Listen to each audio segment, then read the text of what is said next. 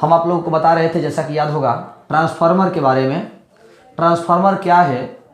तो एक ऐसा यंत्र जो लो वोल्टेज को हाई वोल्टेज में और हाई वोल्टेज को लो वोल्टेज में बदल देता है। ये एसी के साथ काम करता है, डीसी के साथ कभी नहीं। हमने बताया था कि ट्रांसफार्मर जो है विद्युत चुम्बकीय प्रेरण के सिद्धांत पर काम करता है, और विद्युत चुम्बकीय प्रेरण में भी अंदर जाके पूछ दे कि कौन से सिद्धांत पर काम करता है, तो पारस्परिक प्रेरण या अन्योन्य प्रेरण पर काम करता है। इसके बाद हमने आपको बताया था ट्रांसफार्मर की बनावट और क्रियाविधि के बारे में। इसके बाद शायद हमें याद नहीं है, गणना के बारे में बात कर रहे थे। ट्रांसफार्मर में ES बाटा EP बराबर NS बाटा NP होता है। ES बाटा EP बराबर NS बाटा NP होता है। सवाल है सर ये कहाँ से रिलेशन आपने लिख दिया, ये रिलेशन आपने कहाँ से लिखा? तो हम आपको याद दिला दें कि E बराबर NBA ओमेगा, ऐसा हमने आपको रिलेशन एक पढ़ाया है, NBA ओमेगा। तो E समानुपाती यहाँ से हम N लिख सकते हैं, E समानुपाती N यहाँ से हो जाएगा। तो ES बटा EP बराबर NS बटा NP, ऐसे ये ईटा बराबर ईटा होता है। ES बटा EP बराबर NS बटा NP बराबर में ईटा होता है। हम कॉपी में यहाँ तो नहीं लिखे हैं, लेकिन आगे जाकर के ईटा लिखे हैं। NS बटा NP बराबर ईटा होता है। ईटा है क्या? ट्रांसफार्मर रेशियो, ट्रांसफार्मर रेशियो है। इसको परिणामन अनुपात हिंदी में कहा जाता है, परिणामन अनुपात। इसका एक और हिंदी होता है ट्रांसफार्मर की दक्षता,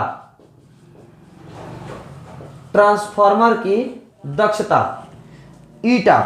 प्रश्न पूछ सकता है द्वितीय कुंडली में फेरों की संख्या और प्राथमिक कुंडली में फेरों की संख्या के अनुपात क्या है? द्वितीय कुंडली में फेरों की संख्या और प्राथमिक कुंडली में फेरों की संख्या के अनुपात को हम ट्रांसफार्मर की दक्षता ईटा कहते हैं। इसे ईटा द्वारा सूचित किया जाता है। इसका कोई मात्रक या विमान नहीं होता है। अब हम बात करने वाले हैं, ट्रांसफार्मर दो प्रकार के होते हैं। एक स्टेप अप ट्रांसफार्मर, चलिए देखते हैं बहादुर। एक होता है step up transformer. Step up transformer जो वोल्टेज बढ़ा देता है, जो लो वोल्टेज को हाई वोल्टेज में बदल देता है। इस तरह के ट्रांसफार्मर ग्रिड में लगते हैं, पावर ग्रिड में, जो लो वोल्टेज को हाई वोल्टेज में कन्वर्ट करता है, स्टेप अप ट्रांसफार्मर। और दूसरा है step down transformer. Step down transformer ये हाई वोल्टेज को लो वोल्टेज में बदल देता है। Step down transformer high voltage को लो वोल्टेज में बदल देता है। ये मोहल्ले में लगता है। हम लोग के जो मोहल्ले में लगा हुआ ट्रांसफार्मर है वो स्टेप डाउन ट्रांसफार्मर होता है। हम लोग के मोहल्ले में जो ट्रांसफार्मर है उसमें आता है 11,000 वोल्ट।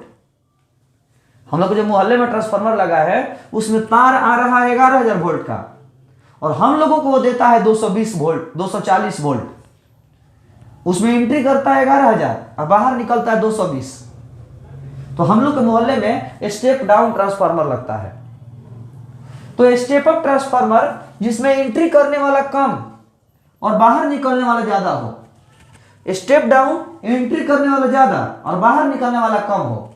शायद आपको याद होगा, यदि डायग्राम देखे होंगे, एंट्री करने वाले को EP से सूचित किए थे और बाहर निकलने वाले को ES से। एंट्री करने वाले वोल्टेज को हमने डायग्राम में EP से सूचित किया था और बाहर निकलने वाले वोल्टेज को हमने ES से सूचित किया था। एंट्री करने वाले को EP से और बाहर निकलने वाले को ES से हमने सूचित किया था। तब हम बात करने वाले हैं कि स्टेप अप में क्या होगा, तो एंट्री करने वाला कम होगा और बाहर निकलने वाला ज्यादा होगा, यानी ES ज्यादा होगा EP से। स्टेप अप में ES ज्यादा होगा EP से, और ES ज्यादा होगा EP से तो हम कह सकते हैं कि NS ज्यादा होगा NP से। स्टेप अप में ES ज्यादा होगा EP से तो NS ज्यादा होगा NP से, और NS ज्यादा होगा NP से तो हम कह सकते हैं कि NS बटा NP ज्यादा होगा 1 से। NS बटा NP ज्यादा होगा 1 से। NS बटा NP को तो ईटा कहते हैं, मतलब ईटा ज्यादा होगा 1 से। ये रहा स्टेप अप के लिए। यदि हम स्टेप डाउन की बात करें तो इसमें एंट्री करने वाला कम होगा, सॉरी एंट्री करने वाला ज्यादा होगा और बाहर निकलने वाला कम होगा। इसमें बाहर निकलने वाला कम होगा और एंट्री करने वाला ज्यादा होगा। तो ES बटा EP, ES छोटा है EP से तो NS छोटा होगा NP से, NS बटा NP छोटा होगा 1 से, ईटा छोटा होगा 1 से। ये रहा हमारा स्टेप डाउन ट्रांसफार्मर। ये जरूर याद रखिएगा कि स्टेप अप में एंट्री करने वाला कम और बाहर निकलने वाला ज्यादा होता है क्योंकि वो बढ़ा के देता है, और स्टेप डाउन में एंट्री करने वाला ज्यादा और बाहर निकलने वाला कम, ये घटा के देता है। इस तरह ट्रांसफार्मर 2 प्रकार के होते हैं, स्टेप अप और स्टेप डाउन। यहां तक यदि किसी को सवाल हो तब सवाल कर सकते हैं। इसलिए कोशिश करिएगा कि ट्रांसफार्मर में ऊर्जा संरक्षण सिद्धांत का पालन होता है। ट्रांसफार्मर में ऊर्जा संरक्षित होता है, ट्रांसफार्मर में ऊर्जा संरक्षित होता है। जब ऊर्जा संरक्षित होगा तो इसमें इनपुट पावर इक्वल होता है आउटपुट पावर के, इनपुट पावर इक्वल होता है आउटपुट पावर के, यानी EP IP equal to ES IS। और कुछ लोग सोच रहे हैं ये फॉर्मूला कहां से आया, तो पावर का सूत्र होता है वोल्टेज गुना धारा। पावर का फॉर्मूला होता है वोल्टेज गुना धारा। तो हम ES बटा EP बटा ES बराबर लिख सकते हैं IS बटा IP। तो हम देख पा रहे हैं कि उल्टा है, हम देख पा रहे हैं कि उल्टा है, यानी E समानुपाती 1 बटा में I, यानी V समानुपाती 1 बटा में I। ये आपको याद रखना होगा कि ट्रांसफार्मर में V समानुपाती 1 बटा I होता है, ट्रांसफार्मर में V समानुपाती 1 बटा I होता है। लेकिन ओम के नियम में V समानुपाती I होगा। ओम के नियम आप लोग पढ़े होंगे, V समानुपाती I होता है, और ट्रांसफार्मर में V समानुपाती 1 बटा I होता है। इसीलिए कहा जाता है कि ट्रांसफार्मर में ओम का नियम लागू नहीं होता है। जब हम विद्युत धारा से पढ़ाएंगे तो उसमें हम आपको बताएंगे कि ओम के नियम की सीमाएं क्या है। तो ओम के नियम की सीमाओं में एक ये भी है कि ओम का नियम ट्रांसफार्मर में लागू नहीं होता है। इस प्रकार यह हमारा ट्रांसफार्मर की जानकारी समाप्त हुई। अब हम यहां पर बात करने वाले हैं, ट्रांसफार्मर में कुछ ऊर्जा का क्षय भी होता है। ट्रांसफार्मर में कुछ ऊर्जा का क्षय होता है, जैसे ताम्र क्षय, कॉपर लॉस, दूसरा लौह क्षय, आयरन लॉस, तीसरा शैथिल्य क्षय, हिस्टेरेसिस लॉस, और चौथा बजिंग लॉस। ट्रांसफार्मर में निम्न प्रकार के ऊर्जा का क्षय होता है, ह्रास होता है। बहादुर ताम्र क्षय क्या कहता है कि यदि किसी भी चालक तार में विद्युत धारा बहेगा तो ऊष्मा उत्पन्न होगी। किसी भी चालक तार में विद्युत धारा बहेगा तो ऊष्मा उत्पन्न होगी। किसी भी चालक तार में विद्युत धारा बहेगा तो ऊष्मा उत्पन्न होगी और ऊष्मा नष्ट होगी। तो यहां पर ऊष्मा हमारा क्षय हो गया, तो ये जो क्षय है ताम्र क्षय है। लौह क्षय क्या कहता है कि यदि किसी चीज में धारा गोल गोल घूमेगा, यदि किसी भी चीज में धारा गोल गोल घूमेगा तो ऊष्मा उत्पन्न होगी और ऊष्मा हमारा क्षय होगा। यह है लौह क्षय। शैथिल्य क्षय कह रहा है कि चूंकि एसी जो है अपनी मान और दिशा बार बार बदलता है, एसी अपनी मान एवं दिशा बार बार बदलता है, तो बार बार चुंबक के पोल बदलेंगे, चुंबक के ध्रुव बार बार बदलेंगे। जब दिशा बार बार बदलेगा तो चुंबक के पोल बार बार बदलेंगे। इस क्रिया में भी ऊर्जा नष्ट होती है। और जब ट्रांसफार्मर काम करता है तो उसमें एक विशेष प्रकार का साउंड निकलता है, यह हमारा बजिंग लॉस है। एक बार फिर समझना शुरू करते हैं। ताम्र क्षय क्या है? जूल के प्रभाव के कारण, जूल के नियम के कारण विद्युत ऊर्जा का ऊष्मा ऊर्जा के रूप में जो नष्ट होता है, जूल के प्रभाव के कारण विद्युत ऊर्जा का जो मान ऊष्मा ऊर्जा में नष्ट होता है वो ताम्र क्षय है। जूल के प्रभाव के कारण विद्युत ऊर्जा का जो मान है ऊष्मा ऊर्जा के रूप में नष्ट होता है वो ताम्र क्षय है। भंवर धारा के कारण जो विद्युत ऊर्जा का कुछ मान ऊष्मा ऊर्जा में नष्ट होता है वो लौह क्षय है। एसी की अपनी मान एवं दिशा बार बार बदलती है, जिसके कारण चुंबक के ध्रुव बार बार बदलते हैं। इस क्रिया में भी चुंबकीय ऊर्जा का कुछ मान ऊष्मा ऊर्जा में नष्ट होती है, वो शैथिल्य क्षय है। और जब ट्रांसफार्मर स्टार्ट होता है, ट्रांसफार्मर जब काम करता है तो उसके अंदर एक विशेष प्रकार का साउंड निकलता है जिसे हम बजिंग लॉस के नाम से जानते हैं। इसमें आपको याद रखना है कि ताम्र क्षय किसके वजह से होता है, तो जूल के प्रभाव की वजह से होता है। किस रूप में होता है, ऊष्मा के रूप में। लौह क्षय किसके वजह से होता है, भंवर धारा की वजह से। किस रूप में होता है, ऊष्मा के रूप में। शैथिल्य क्षय किसकी वजह से होता है, प्रत्यावर्ती धारा की दिशा बदलने की वजह से। किस रूप में होता है, ऊष्मा के रूप में होता है। बजिंग लॉस किस रूप में होता है, साउंड के रूप में होता है। और ये इसके वजह नहीं है, ये काम करता है तो एक साउंड निकलती है। कोई भी यंत्र जब स्टार्ट होता है, काम करता है तो उसका एक विशेष प्रकार का साउंड निकलता है जिसे हम बजिंग लॉस के नाम से जानते हैं।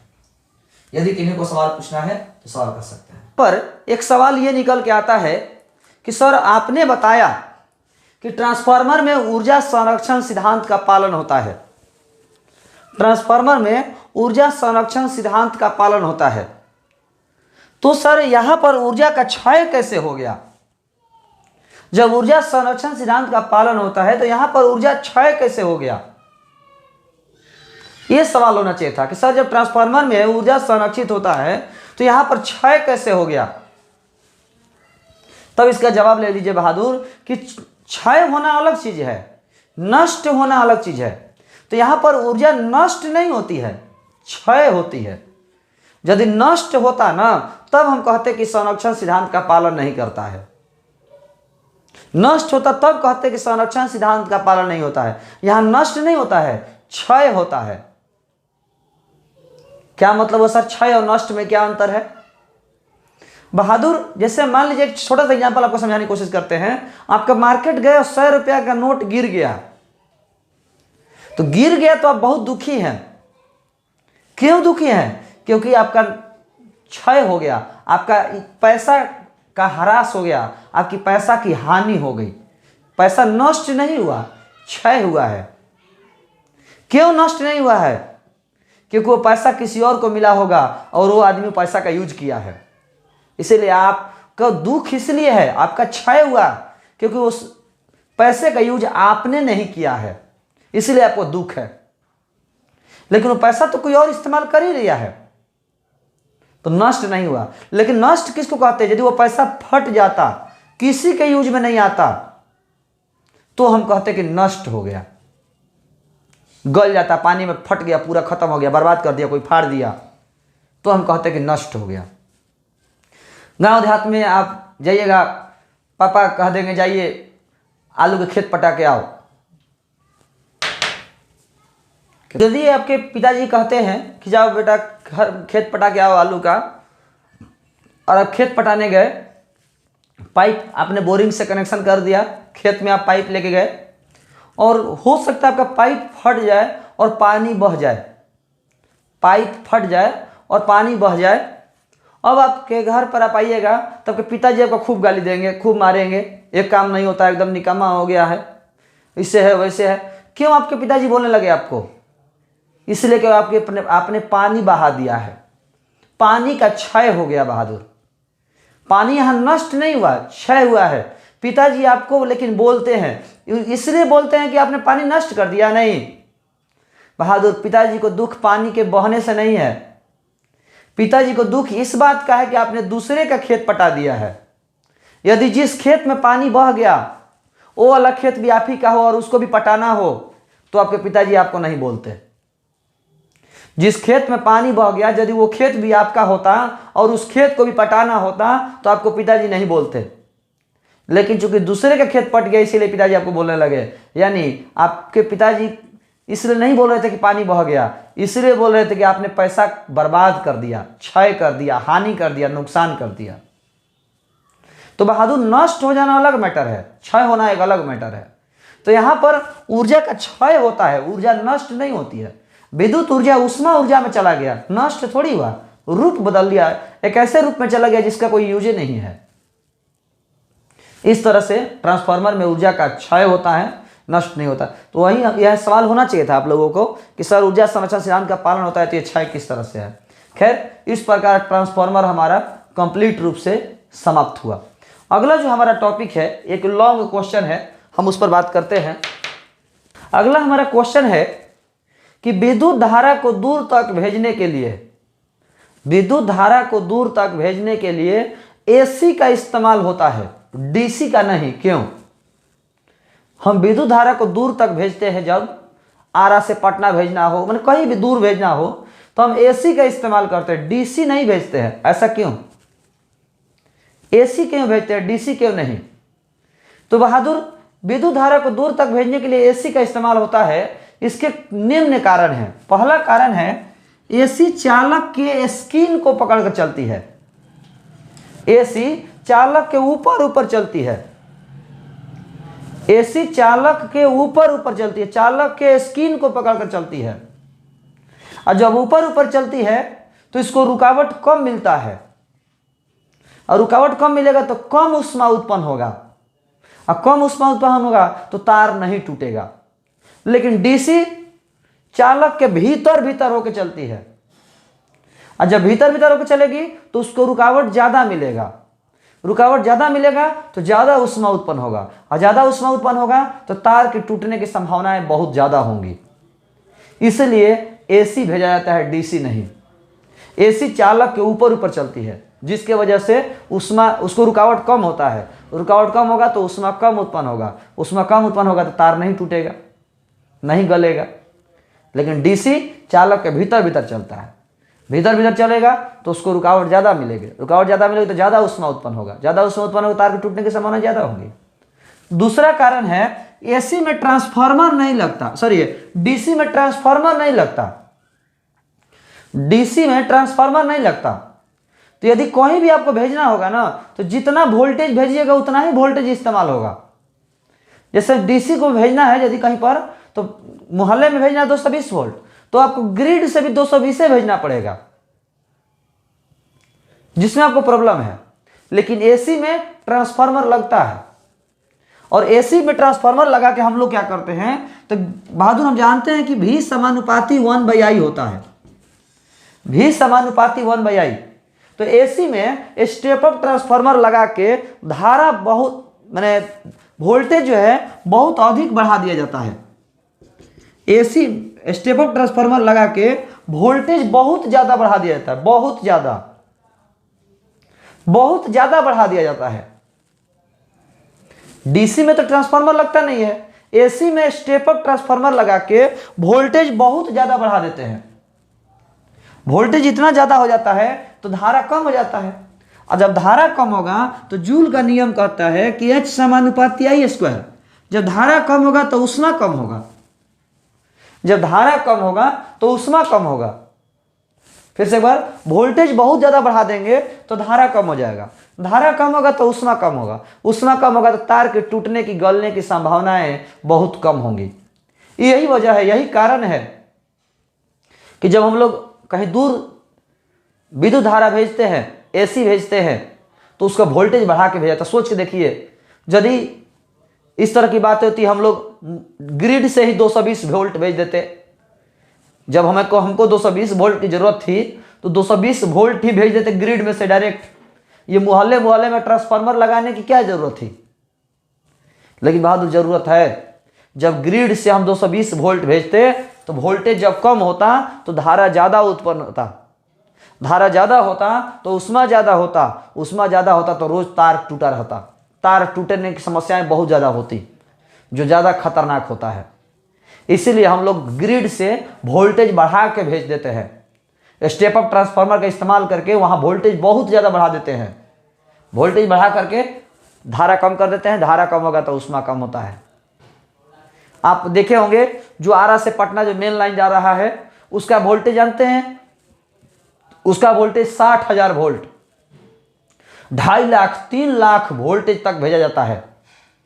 इतना वोल्टेज बढ़ा दिया जाता है। जितना दूर भेजना है उतना ही ज़्यादा वोल्टेज किया जाएगा, क्योंकि जितना ज़्यादा वोल्टेज करेंगे धारा उतना ही कम होगा, धारा कम होगा तो ऊष्मा कम होगा, क्योंकि वो वायर जल्दी चेंज नहीं होता है। तो जितना दूर भेजना है उतना ही ज़्यादा वोल्टेज करना पड़ता है। यही वजह है कि एसी को भेजा जाता है, डीसी को नहीं। एसी स्क्रीन को पकड़ कर चलता है और एसी में ट्रांसफार्मर लगता है। ये दो कारण हैं जिसकी वजह से एसी को भेजा जाता है, डीसी का नहीं। यदि किन्हीं को सवाल हो सवाल कर सकते हैं। Power in AC circuit, power in AC circuit, AC circuit का power, power in AC circuit हम लोग देखेंगे। पावर इन एसी सर्किट, बहादुर एसी सर्किट में पावर की बात करें तो माना विद्युतवाहक बल एवं धारा के बीच का प्रवस्थांतर, विद्युतवाहक बल एवं धारा के बीच का प्रवस्थांतर फाई है। माना विद्युतवाहक बल एवं धारा के बीच का प्रवस्थांतर फाई है, तो बहादुर E बराबर E naught sine omega t और I बराबर I naught sine omega t minus phi. E बराबर E naught sine omega t और I बराबर I naught sine omega t minus phi. यहाँ थोड़ा समझने की कोशिश करिएगा कि दोनों में फाई का अंतर है। जैसे मान लीजिए एक आप है और एक हम है, तो दोनों आदमी में 30 का अंतर है। तो इसका मतलब क्या हुआ, आप हमसे 30 ज़्यादा हो सकते हैं या आप हमसे 30 कम हो सकते हैं। उसी तरह हम 30 ज़्यादा हो सकते हैं चाहे 30 कम हो सकते हैं। यानी ओमेगा टी माइनस फाइव भी लिख सकते थे, ओमेगा टी प्लस फाइव भी लिख सकते थे, या हम यहाँ पर भी E naught sine omega t minus five या ओमेगा टी प्लस फाइव लिख सकते थे। इससे आंसर पे कोई फर्क पड़ने वाला नहीं है, हम दोनों में लिख सकते हैं। अब हम बात करते हैं शक्ति की। तो चूंकि शक्ति बराबर विद्युतवाहक बल गुना धारा, यानी E naught sine omega t into I naught sine omega t minus five, परिपथ में कुल शक्ति, परिपथ में कुल शक्ति बराबर पी ए भी बराबर, थोड़ा सा यहाँ समझिएगा, E naught sine omega t into I naught sine omega t minus five. चूंकि ये बदलने वाली शक्ति है, ये जो शक्ति है ये बदलने वाली शक्ति है, क्योंकि ये प्रत्यावर्ती विद्युतवाहक बल और प्रत्यावर्ती धारा है, तो ये प्रत्यावर्ती शक्ति भी होगा, ये बदलने वाली शक्ति है। तो चूंकि ये बदलने वाली शक्ति है तो हम अलग अलग समय पर शक्ति निकाल के, अलग अलग समय पर शक्ति निकाल के और टोटल समय से भाग दे देंगे तो कुल शक्ति निकल जाएगा। बहादुर समझिएगा, अलग dt आप जानते होंगे परिवर्तनशील समय है। तो अलग अलग समय पर, एक बार 0 सेकेंड पर, एक बार 1 सेकेंड पर, एक बार 2 सेकेंड पर, एक बार 3 सेकेंड पर, अलग अलग समय पर शक्ति निकाल के और टोटल समय से भाग दे देंगे, कुल शक्ति हमारा निकल जाएगा। अलग अलग समय पर शक्ति निकाल के कुल समय से भाग दे देंगे, टोटल शक्ति निकल जाएगा। अब आप लोगों को मैथ का जितना नॉलेज है उसका इस्तेमाल करके इसका समाकलन केवल कर देना है। यदि आपका मैथ में कैलकुलस में समाकलन पढ़ाई हुआ है तो ये समझ में आएगा, और यदि पढ़ाई नहीं हुआ है तो ये आपको समझ में नहीं आने वाला। बहादुर, यदि ये आपका पढ़ाई हुआ है मैथ में तो ये समझ में आएगा, और नहीं तो कितना भी हम कर लें समझ में नहीं आने वाला, क्योंकि आसान नहीं है। ये समाकलन आपको कर देना है। E naught I naught by t बाहर आ गया, sine omega t into sine omega t minus five into d t अंदर रह गया। इसमें हम क्या आपको बताएं, बस बना देना है मैथ।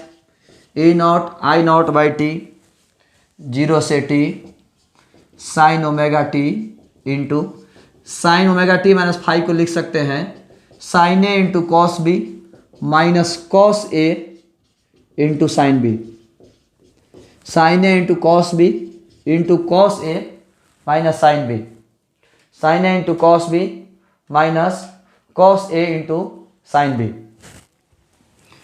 पी ए भी बराबर E naught I naught by t, 0 से टी, दोनों में गुना करा दीजिए, sine square omega t into cos phi minus sine omega t into cos omega t into sine phi into d t. दोनों को अलग अलग कर देना है, दोनों को अलग अलग कर देना है। पी ए भी बराबर E naught I naught by t, 0 से t, sine square omega t into d t. इसमें से कॉस फाई बाहर आ जाएगा, minus E naught I naught by t, sine phi बाहर आ जाएगा, 0 से t, sine omega t into cos omega t into d t. Sine omega t into cos omega t into d t. बहादुर इसका समाकलन केवल करना है, ध्यान दीजिएगा।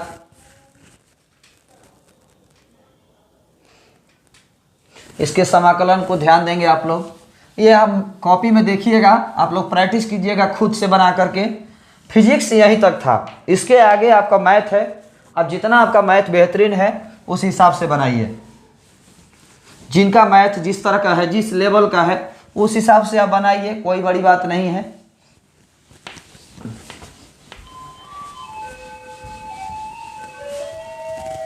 ध्यान दीजिएगा, पी ए भी बराबर E naught I naught cos phi.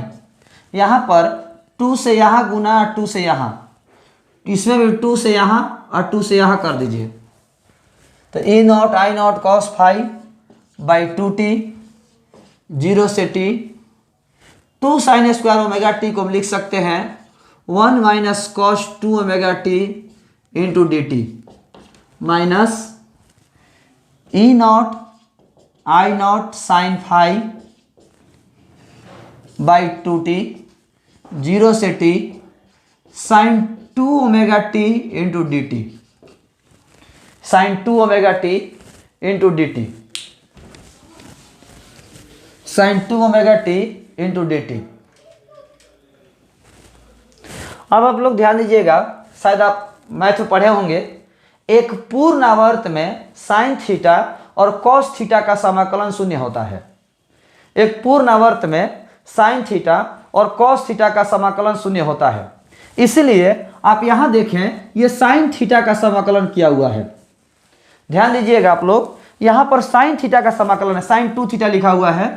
तो साइन 2 थीटा का समाकलन यदि कीजिएगा 0 से 2 पाई, 0 से 360 डिग्री के बीच में, तो समाकलन आपका शून्य हो जाएगा। इसीलिए इसके जगह पर हम डायरेक्ट 0 लिखेंगे। तो पी ए भी बराबर E naught I naught cos phi by 2t, दोनों को अलग अलग कर दीजिए बहादुर, 0 से t d t, minus E naught I naught cos phi by 2t, 0 से t cos 2 omega t into d t. इसका तो हम डायरेक्ट 0 कर देते हैं, माइनस में 0। पी ए भी बराबर E naught I naught cos phi by 2t, d t का समाकलन t, 0 से t। फिर अभी जस्ट मैंने बताया कि एक पूर्ण आवर्त में साइन थीटा और कॉस थीटा का समाकलन शून्य होता है, तो कॉस थीटा का भी समाकलन शून्य होगा। जिस तरह से साइन थीटा का समाकलन शून्य हुआ था, उसी प्रकार कॉस थीटा का भी समाकलन शून्य हो जाएगा। तो बहादुर टोटल 0। पी ए भी बराबर E naught I naught cos phi by 2t, और ये हमारा t हो जाएगा, t से t कट गया। पी ए भी बराबर, थोड़ा सा यहाँ ध्यान दीजिएगा, E naught by root 2 I naught by root 2, हम 2 को लिख सकते हैं रूट 2 गुना root 2 I into cos five. E naught by root 2, ध्यान देंगे आप लोग, ई नॉट बाई रूट 2 और आई नॉट बाई रूट 2, यदि नजर पड़ रहा होगा तो ई भी बराबर सूत्र होता है ई नॉट बाई रूट 2 और आई भी बराबर आई नॉट बाई रूट 2, यानी इसके जगह पर हम ई भी लिख सकते हैं और इसके जगह पर आई भी लिख सकते हैं। तो पी ए भी बराबर ई भी इंटू आई भी कॉस फाई, पी ए भी बराबर ई भी इंटू आई भी कॉस फाई। आभासी विद्युतवाहक बल, आभासी धारा, यदि आप लोगों ने नोटिस किया होगा शक्ति का सूत्र विद्युतवाहक बल गुना धारा, विद्युतवाहक बल गुना धारा। तो आभासी विद्युतवाहक बल और आभासी धारा, तो विद्युतवाहक बल गुना धारा शक्ति, तो आभासी विद्युतवाहक बल गुना आभासी धारा, आभासी शक्ति, यानी वास्तविक शक्ति बराबर, एक लाइन में लिख सकते हैं हम, वास्तविक शक्ति बराबर आभासी शक्ति गुना कॉस फाई। यही आपका फाइनल इक्वेशन है। इस इक्वेशन में यदि हम बात करें तो कोई जान नहीं है। यदि आपका समाकलन ठीक है तो कोई प्रॉब्लम नहीं है, लेकिन यदि समाकलन सही नहीं है, यदि आपका समाकलन उस लेवल का नहीं है, तो इस इक्वेशन को कितना भी रट लीजिए कोई फायदा नहीं होने वाला। किसी भी लेवल तक यदि आप इसको नहीं ले जा पाते हो, खुद से बना नहीं पाते हो, तो कोई फायदा ही नहीं है। तो खैर आज के हम इस क्लास में इतना ही रहने देंगे। यदि किन्हीं को कहीं कन्फ्यूजन हो, कहीं सवाल हो तो सवाल कर सकते हैं।